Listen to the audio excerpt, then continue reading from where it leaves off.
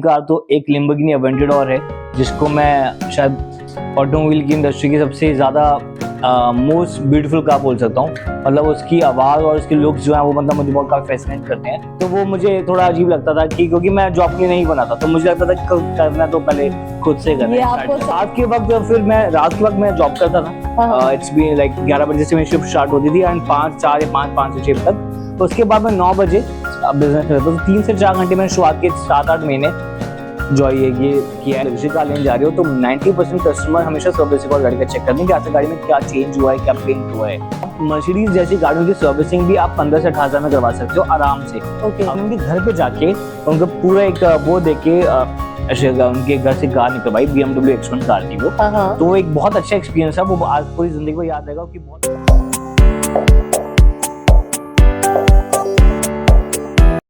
नमस्कार दोस्तों, बातें तेरी मेरी में मैं रीना फिर से आ गई आप लोगों के सामने एक और न्यू इंटरेस्टिंग वीडियो लेकर। वैसे तो आप लोग देख ही रहे हैं, हमारी बैक टू बैक बड़ी ही इंटरेस्टिंग वीडियोस आती जा रही है। बहुत ही अच्छे अच्छे पॉडकास्ट हम लोग कर रहे हैं और आई होप कि आपके लिए बहुत हेल्पफुल रहे होंगे। वैसे आजकल की बात करते हैं तो इंडिया में लग्जरी लाइफ तो बहुत ही ज्यादा कॉमन हो गई है। लग्जरी आउटिंग्स पे भी जाते हैं, प्लस लग्जरी हाउसेस भी है। और जहां पर बात कर ले लग्जरी ट्रेवल की, तो उससे हम कैसे दूर हो सकते हैं। आज हमारे साथ जो गेस्ट है वो भी किसी लग्जरी से कम नहीं है। We welcome to R Arora. Tushar ji, welcome to our show and thank you so much कि आपने हमें अपनी लग्जरियस लाइफ में से थोड़ा सा लग्जरी टाइम हमें दिया है। बस ऐसा कुछ नहीं है, बस आपकी दुआएं हैं। बताइए जी। तुषार जी, ये बताइए कि आप देखने में तो इतने बड़े नहीं लग रहे हैं, काफी कम एज में ही आपने बिजनेस स्टार्टअप किया है। तो हमारे व्यूअर्स जानना चाहेंगे कि आपकी जो बिजनेस की स्टार्टिंग कब और कैसे हुई। कारों का जैसे मैंने बताया, कारों का पैशन शुरुआत से ही था मुझे। मतलब कारों का एक शौक था मुझे शुरू से कि मुझे इस लाइन में ही जाना है, क्योंकि काफी कार्स के बारे में बातें होती थी घर में भी। तो मेरे पास कुछ फैक्ट्स होते थे। तो स्टार्ट हमने इसे ऑलमोस्ट 2020 में किया। मार्च अप्रैल में कुछ आइडिया प्लान के एग्जीक्यूट किया। मई जून तक आते थे हमने इसे एग्जीक्यूट करते था। हमने अपना पेज डिजाइन किया, इसको अपने नाम दिया। तो ऐसे स्टार्ट हुई। इट्स बीन नाउ 5 इयर्स, 5 साल होने वाले हैं। अप्रैल मई तक महीने में हो जाएंगे। तो बस ये जर्नी रही है। बस आप सबकी ब्लेसिंग्स, आप सबकी वो रही है कि अच्छा करें। कोविड टाइम में ही आपने स्टार्ट कर दिए थे, जब सबके बिजनेस ठप हो गए थे, तब एक सितारा जागा। नहीं बस एक्चुअली कोविड टाइम में क्या था कि कोविड टाइम में फ्री टाइम था, कुछ काम करने को होता नहीं था। तो बस कुछ रील्स बनाते थे, कुछ गाड़ियों के ऊपर डिजाइनिंग, मतलब कुछ प्लान्स करते रहते थे। तो ऐसे दिमाग में एक आइडिया आया कि लेट्स डू समथिंग की इसलिए हमें, क्योंकि इससे पहले मैं जॉब कर रहा था। मैंने 4 से 5 कंपनी में जॉब की हैं। और तो वहां पे काफी डांट पड़ती थी, काफी ज्यादा चीजें होती थी। तो वो मुझे थोड़ा अजीब लगता था कि क्योंकि मैं जॉब के लिए नहीं बना था, तो मुझे लगता था करना तो पहले खुद से करना है। ये आपको समझ में आ गया था 2-3 साल जॉब करने के बाद? बिल्कुल कि मैं जॉब के लिए नहीं बना। एग्जैक्टली। थोड़ा सा आप पर्सनल लाइफ के बारे में बताएंगे।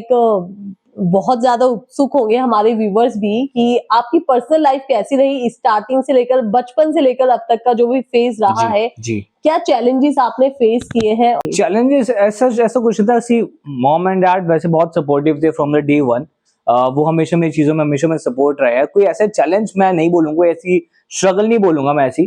तो ऐसा कुछ नहीं था। बस ये था कि मैं जिस भी प्लान में, जिस भी मम्मी या पापा को बताता कि मेरे प्लान है आगे करने का, तो मैं उसी चीज को आगे प्लान करने की कोशिश करता था। और वो मुझे बताते थे कि क्या कर सकते हो, क्या नहीं कर सकते हो। तो बस ऐसे ही दिमाग में आइडिया, क्योंकि जॉब जब मैंने छोड़ी, मैं आपको बहुत एक दिलचस्प कहानी बताता हूँ। जब मैंने जॉब छोड़ी तो मैं अमेज़न में सब जॉब कर रहा था and that was a night shift. तो जब मैंने ये प्लान किया मैंने ये बिजनेस करने का, तो घर में सब ये बोले कि जॉब अच्छी खासी थी, अच्छा खासा आ रहा था उसमें।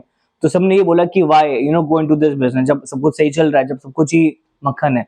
तो फिर मैंने कहा नहीं एक बार रिस्क लेने में, क्योंकि जिंदगी का नाम ही, दूसरा नाम ही रिस्क है। तो फिर मैंने वही सोचा कि एक बार रिस्क लेके देखते हैं।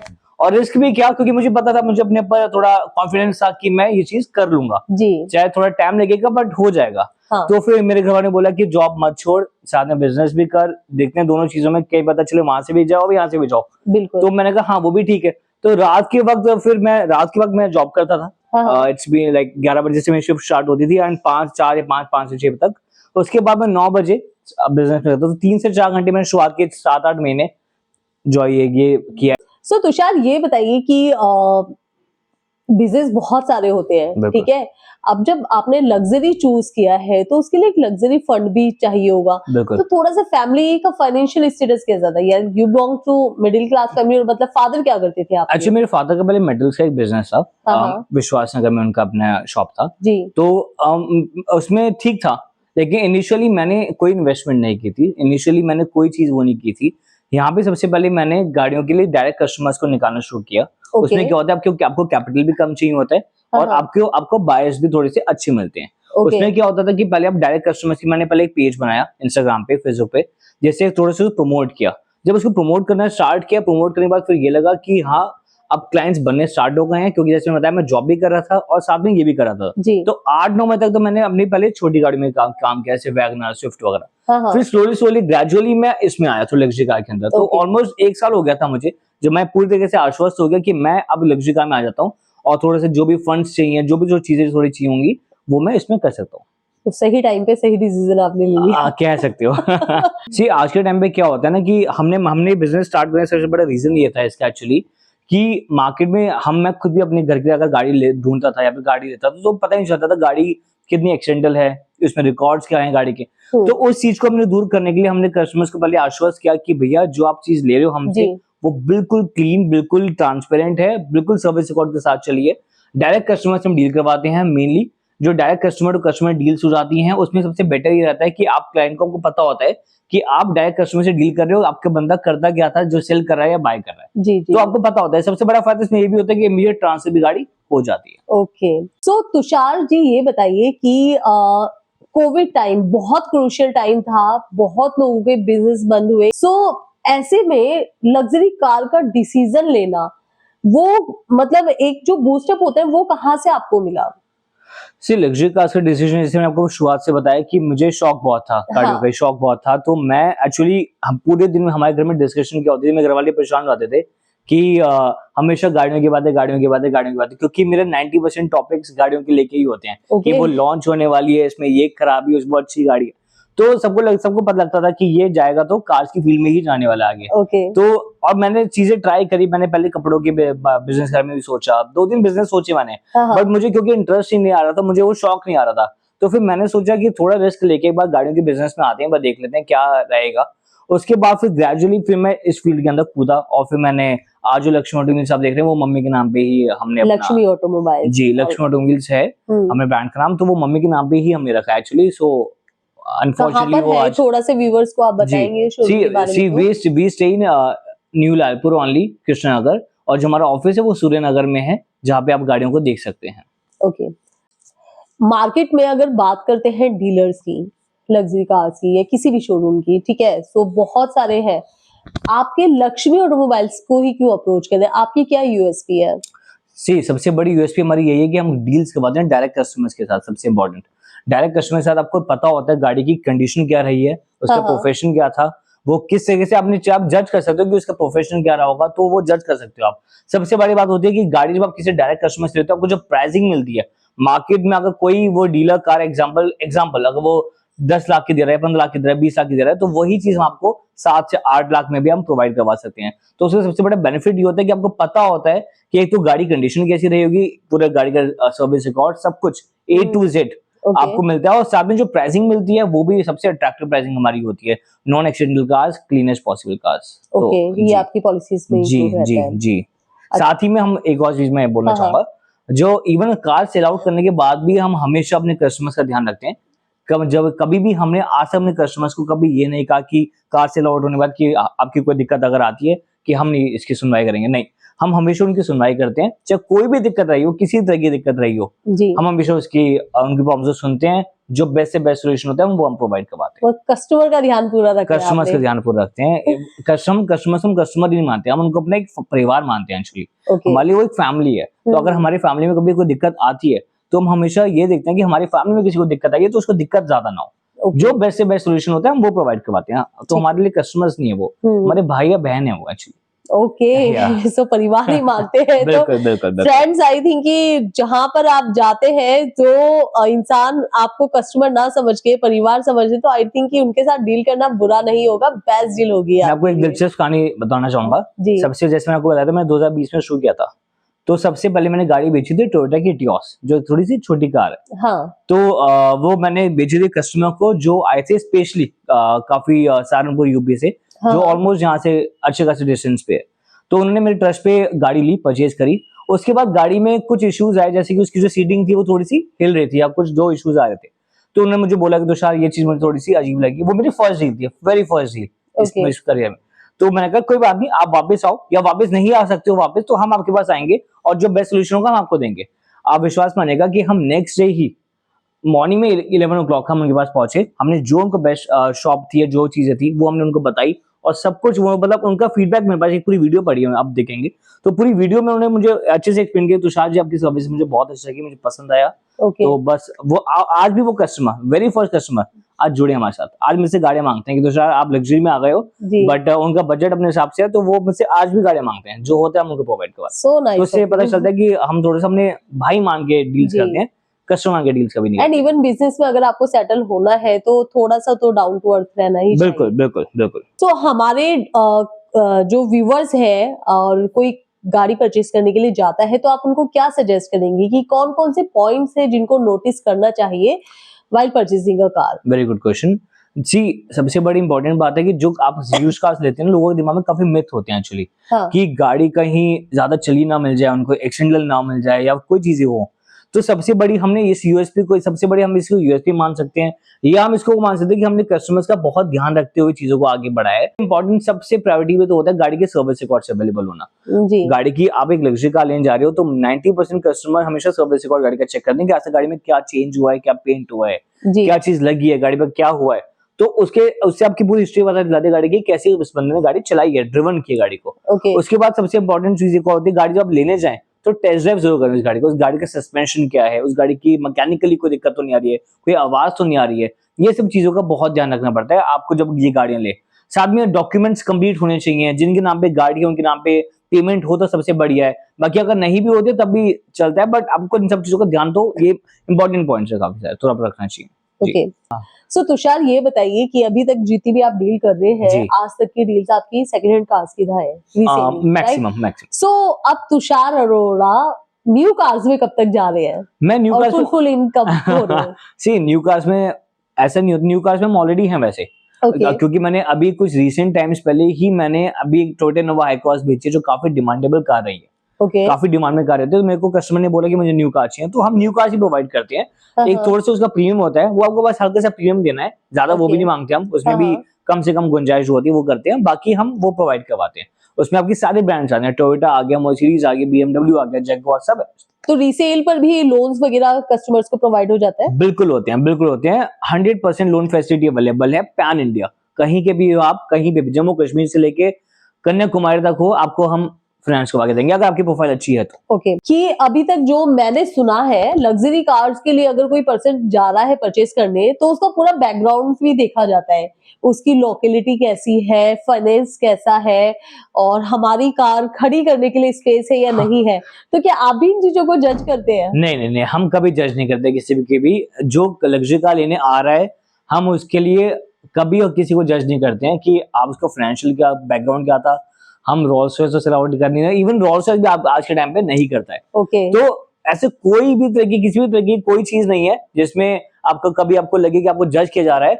कोई हमारे पास कोई भी बहुत कस्टमर, हमारे पास जो प्राइस रेंज स्टार्ट होती है वो नॉर्मली 10 लाख रुपीज से ऊपर होती है, ओके। 10 लाख रुपए से ऊपर। तो 10 लाख लेने वाला बंदा भी आएगा, करोड़ लेने वाली गाड़ी भी आएगा, तो हम किसी को जज नहीं कर सकते हैं कि उसका क्या, वो किस बट बैकग्राउंड से आ आपकी रहा है। ऐसा कुछ नहीं है, आप जिसको रिक्वायरमेंट है वो आपके पास आ रहा है तो आपसे कार परचेज कर रही बिल्कुल बिल्कुल, if you have money you can bye.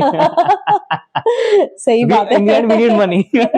Exactly. So Tushar, ये तो रही कि अभी तक की हमने जाना कि आपके बिजनेस में आप किस मुकाम तक पहुंचे हैं। सो हर एक पर्सन की लाइफ का कोई ना कोई एक कॉर्नर होता है, आपकी लाइफ का ऐसा कॉर्नर क्या रहा? सी 2021 जो था वो हमारे लिए बहुत डिजास्टर था, पूरी फैमिली के लिए एक्चुअली। जी। क्योंकि मैंने बिजनेस स्टार्ट किया था, जैसे मैंने आपको बताया 2020 मई या जून में। हाँ। तो 5 से 6 2-4 महीने तो आपके कोविड में निकल गए थे आपके। उसके बाद जो थोड़ी सी हल्की सी रफ्तार पकड़ी तो सेकेंड वेव आ गई थी कोविड जी। की 2021 में, आई गेस अप्रैल में वो वेव लग गई थी।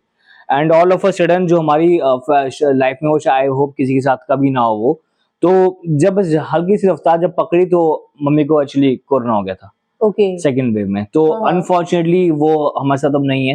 हाँ, हाँ। तो बस वो एक सबसे बड़ा हिट है जो हमारे लाइफ में रहा है, जो एक सेटबैक जिसे आप बोल सकते हो। लेकिन हाँ, उसके बाद बट ये है कि हमने अपने आप को सँभाला, अपने आप को आज मतलब उस लायक बनाया कि आज हम थोड़ा भी अगर कुछ कर पा रहे हैं तो बस उनके आशीर्वाद, उनकी ब्लेसिंग्स की वजह से हो ओके, पा रहे हैं। जी। That's nice.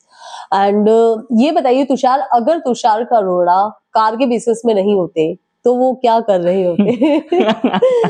That's a good question. बताइए। सी ये तो मैंने भी नहीं सोचा अब तक मैं क्या कर रहा था, क्योंकि मुझे कारों के सिवा कुछ आता भी नहीं, मैं सही बताऊँ तो। अच्छा, मुझे कारों के सिवा और चीज़ें आती ही नहीं है, और हाँ, सिर्फ़ यही मुझे समझ में आता है क्योंकि मैंने जॉब जैसे मैंने की है। हाँ, बट जॉब्स मुझसे हुई नहीं आज तक, क्योंकि मुझे लोग जब सुनाते हैं तो मुझसे वो नहीं सहन हो पाता। मैं शॉर्ट टेम्पर्ड हूँ थोड़ा-सा उन चीज़ों में, तो वो नहीं हुआ।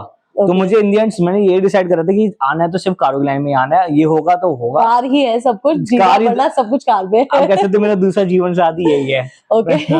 सो अगर सपोज इट आप पॉलिटिशियन होते, हाँ, ठीक है, एंड आपका जो आपका चुनाव चिन्ह होता, चुनाव चिन्ह है। सपोज हाँ इट जी, हाँ, पोर्शे, हाँ। तो आप कैसे लोगों को बताते और उनसे वोट की अपील करते?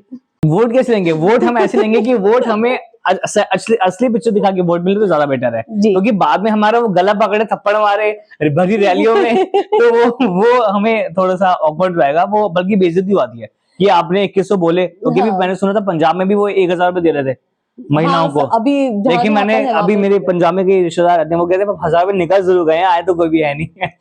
तो इसलिए ये सब फेक प्रोमिसेस है, तो मैं अभी फेक प्रॉमिस नहीं करूंगा। हम्म, अगर ऐसा कभी हुआ, कभी चांस मिला तो वही प्रॉमिस होंगे जो एक्चुअल में प्रोमिसेस है, जो कर सकते हो आप। ओके। अब फेंकने को तो आप बोल दो हवाई जहाज दोगे हर किसी को, वो थोड़ा पॉसिबल है।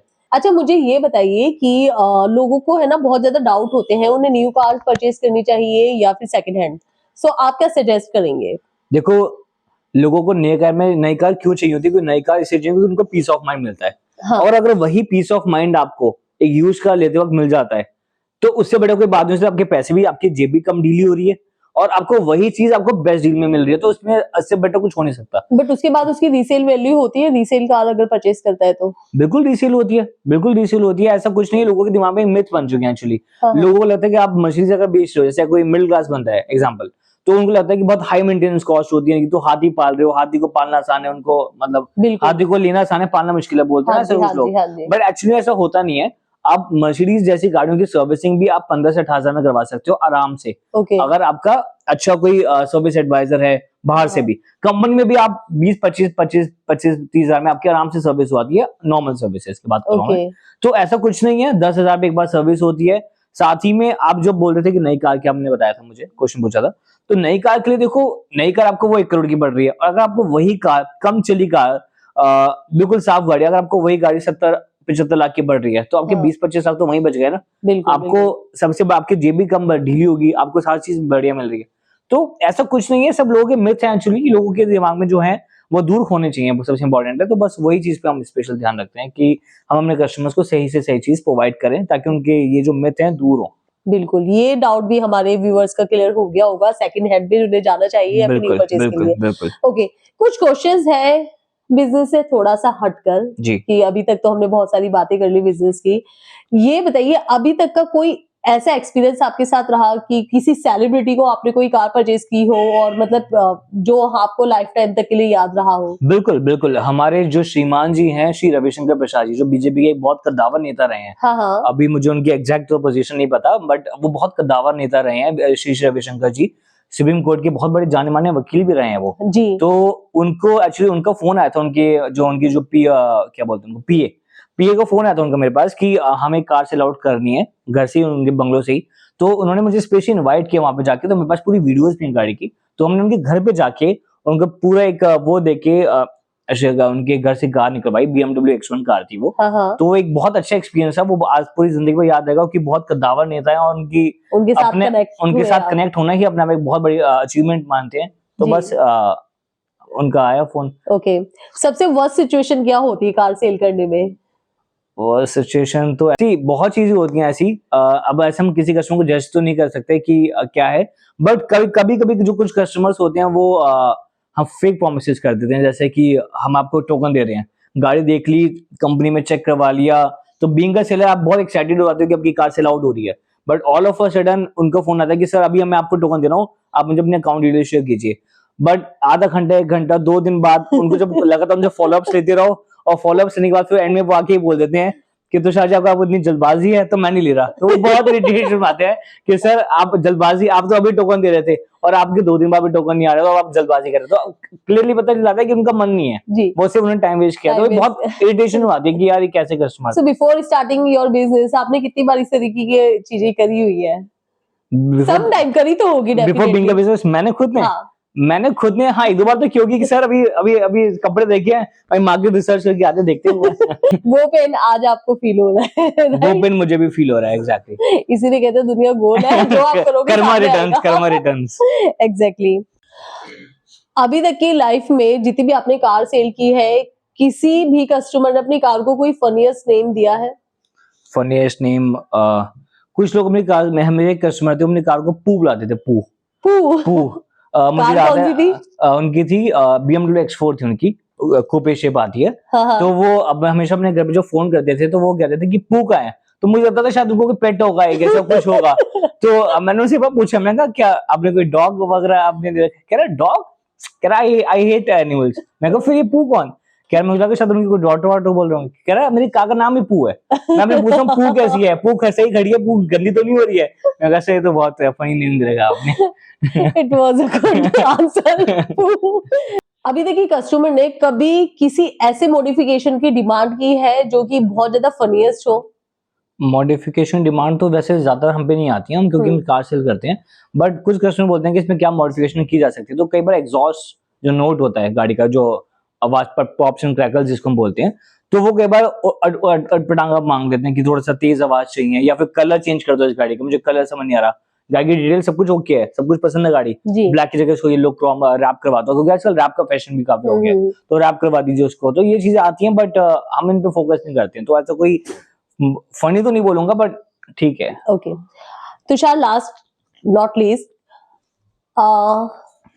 अगर आप डेट पर जाते हैं, वो कौन सी 3 गाड़ियां होंगी जिनके साथ आप डेट पर जाना चाहेंगे और क्यों?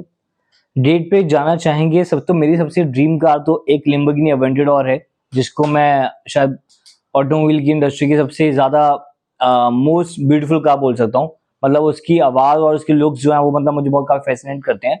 तो अवेंटेडोर मेरी वन ऑफ द ड्रीमेस्ट कार है, तो मैं उसके साथ बिल्कुल डेट पे जाना चाहूंगा। और रीजन तो मैंने आपको बताया, क्योंकि वो जी। बहुत लुक्स में और परफॉर्मेंस बहुत है। सेकंड कार आपने बोला, अगर थोड़े प्रैक्टिकल की बात करूँ, see Lamborghini is not a practical car, yes. तो अगर मैं प्रैक्टिकल की बात करता हूँ तो फिर मेरी सेकंड ड्रीम होगी बेंटली फ्लैंक स्पर। तो मेरी वो काफी एक फैमिली कार है, और अगर मैं अफोर्ड कभी कर पाया उसको तो मैं डेफिनेटली बेंटली फ्लैंक स्पर लेना चाहूंगा, और डेट पे भी जाएंगे माशाल्लाह। तीसरी कौन सी? और रोल्स रॉयस, तीसरी भी रोल्स, हाँ थर्ड भी अगर मैं बोलूँ तो रोल्स रॉयस फैंटम है। तो मेरी ये तीनों ड्रीम कार्स हैं। वन डे प्रॉब्ली अगर सब कुछ अच्छा रहा, ब्लेसिंग से आप लोगों की, तो बिल्कुल कभी करेंगे। Okay, so first of all the very best for your business. And Tushar, अब जाते जाते आप ये बताइए हमारे व्यूअर्स को क्या आप सजेस्ट करना चाहेंगे? सी व्यूअर्स को मैं हमेशा ये सजेस्ट करना चाहूंगा कि कारों पे जो लोग सोचते हैं कि कार्स एक बर्बादी की चीज है, डेप्रिशिएटिंग एसेट है, तो डेप्रिशिएटिंग एसेट बिल्कुल नहीं है। डेप्रिशिएटिंग एसेट है एक, अगर उसमें आप देखो कि पैसों में वो कम हो रही है, बट अगेन आप लाइफ में आए हो, छोटी सी जिंदगी है, तो कार्स पे खर्च करना भी बहुत इंपॉर्टेंट है आज के टाइम पे। तो कार्स लो, अच्छी कार्स लो, आपका इससे थोड़ा सा आगे अपने उसमें सोसाइटी में स्टेटस भी सिंबल भी बनता है। तो बहुत चीजें होती हैं, तो it's not about the status symbol, आप परफॉर्मेंस भी आप चलाओ, तो बहुत चीजें हैं। तो अपने व्यूअर्स में ये बोलूंगा कि गाड़ी लो, मौज मारो, ऐश मारो, आगे और तुषार अरोड़ा के पास आते रहिए गाड़ियां लेते रहिए ऑटोमोबाइल पर, राइट? बिल्कुल। सो तुषार, बहुत अच्छा लगा आपके साथ कॉन्वर्सेशन थैंक यू सो करके। मच। एंड बातें तेरी मेरी का एक छोटा सा ट्रेंड है, सो वो हम फॉलो करते हैं। जी। So this is for you, बातें तेरी मेरी। सबसे पहले इसे कोई आगे रखा जाएगा डैशबोर्ड पे, और इसी से तो thank you so much. So thank you so much. And बहुत अच्छा लगा आपसे बात करके, बहुत मजा आया।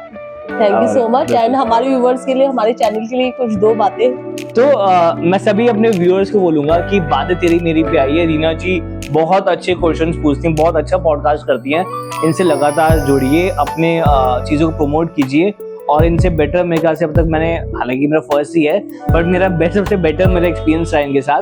तो रीना जी से आप मतलब कि आपको बहुत अच्छा लगेगा। और थैंक यू लग सो रहा है। Much and please do subscribe our channel and support us. ज्यादा से ज्यादा इस वीडियो को शेयर कीजिए ताकि लोगों की जो प्रॉब्लम्स हैं वो भी सॉर्ट आउट होती रहे और इनके बिजनेस को भी आप बढ़ाइए। सो आज के लिए यहीं पर हम समाप्त करते हैं। Thank you, bye bye.